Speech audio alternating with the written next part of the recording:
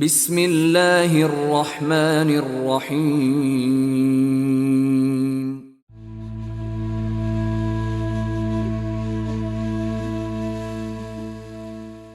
حضرت جابر رضی اللہ تعالی عنہ بیان کرتے ہیں کہ جنگ احد کے دن میرے باپ کی میت اس حال میں لائی گئی کہ ان کا چہرہ بگاڑ دیا گیا تھا۔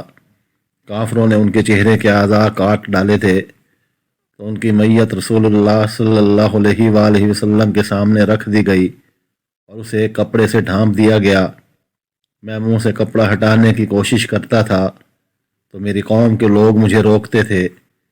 آخر نبی صلی اللہ علیہ وآلہ وسلم نے میت اٹھانے کا حکم دیا۔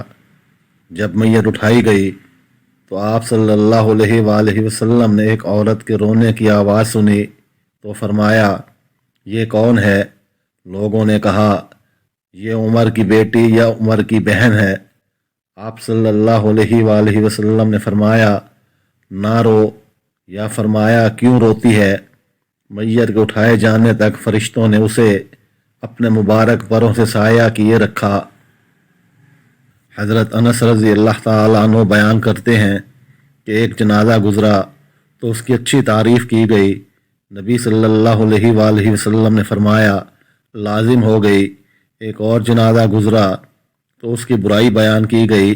نبی صلی اللہ علیہ وآلہ وسلم نے فرمایا، واجب ہو گئی۔ حضرت عمر رضی اللہ تعالی عنہ نے عرض کیا، میرے ماں باپ آپ پر قربان، ایک جنازہ گزرا، اس کی اچھی تعریف ہوئی تو آپ صلی اللہ علیہ وآلہ وسلم نے فرمایا، لازم ہو گئی۔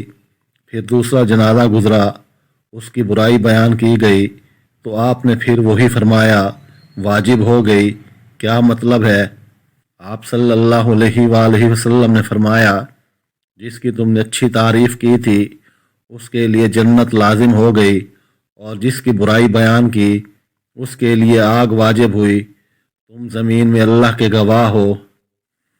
حضرت عبداللہ بن عمر رضی اللہ تعالی عنہ سے منقول ہے، رسول اللہ صلی اللہ علیہ وآلہ وسلم نے فرمایا، تین شخص ایسے ہیں کہ اللہ تعالیٰ قیامت کے دن ان کی طرف نہیں دیکھے گا: والدین کا نافرمان، مردوں کی مشابہت اختیار کرنے والی عورت، اور بے غیرت خامند۔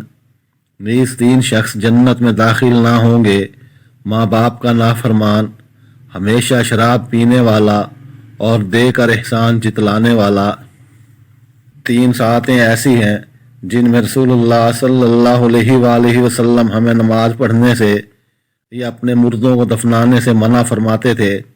جس وقت سورج نکل رہا ہو یہاں تک کہ وہ بلند ہو جائے، اور جس وقت ٹھیک دوپہر ہو رہی ہو یہاں تک کہ سورج ڈھل جائے، اور جس وقت سورج ڈوبنے کی طرف مائل ہو یہاں تک کہ وہ ڈوب جائے۔